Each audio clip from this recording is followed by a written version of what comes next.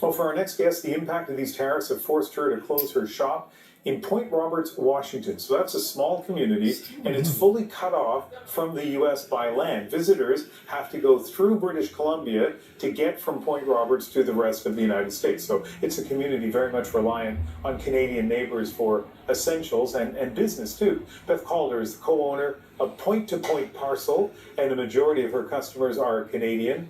And Beth, you're closing in just over a week after 24 years of being in business. How are you feeling? It's been an emotional roller coaster the last 6 weeks. It's hard after building a company from ground up and having to close because of all this silly government issues. And for Canadians who are watching, especially who aren't from Vancouver, who may not understand the nature of your business, describe briefly for us what you do. We are an address for Canadian citizens to shop on the U.S. online shopping market. They use our address and then they come into our business to do their pickups, or we repack their shipments and ship them on to them in Canada or overseas. So it's a short drive for people in Vancouver, especially, South Vancouver, to get to Point Roberts. And so if it's a company that maybe ships free to a U.S. address, that would work. But then, I guess, when they go back across the border into Canada, or maybe even when things arrive at your place, I guess the duties may kick in and change everything, right? Absolutely. The fear of the unknown is most of our customers have said that they don't know if they're going to get taxed the additional 25% tariffs or what's going to happen. And again, it's up to the border guard that you have while re-entering the country. And some of our customers have had to pay, some haven't. Our commercial side of our customer base has been hit hard and they've lost a lot of business. When did you start noticing the impact on your business?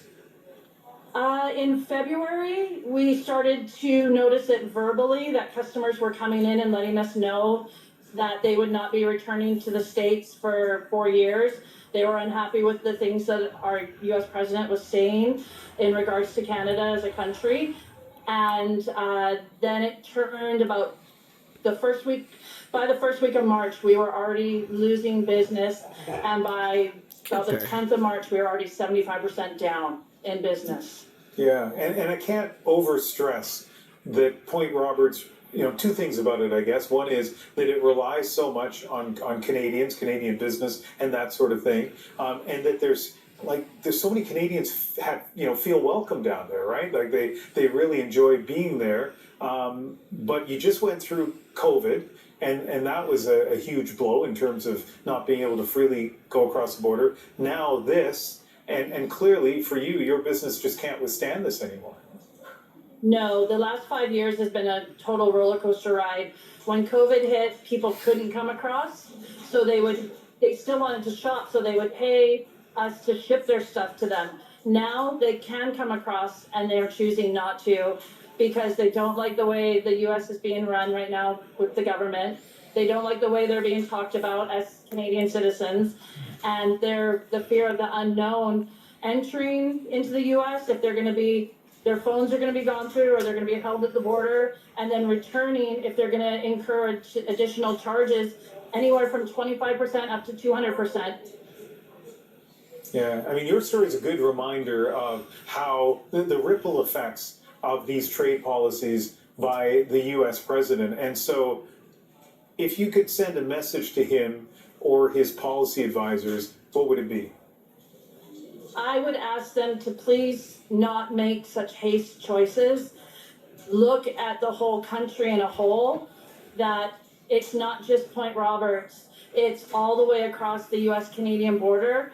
Every small town has the same situation going on, and it's devastating. Point Roberts, our small community, has never returned since COVID, and it was on a slow rebuild, and this is devastating. This is so much worse than COVID ever was, and so drastically fast. What are you going to do when you shut down your business? What's next for you?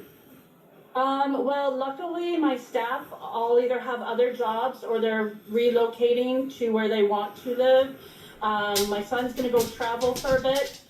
I'm going to kind of take it easy and step back for just a little bit. Like I said, this last 5 years has been crazy. You know, it doesn't matter how hard we work. It's just, the fight is just not worth it anymore. And being a fifth generation in this small community, I wanted to try and help see another business continue on and grow.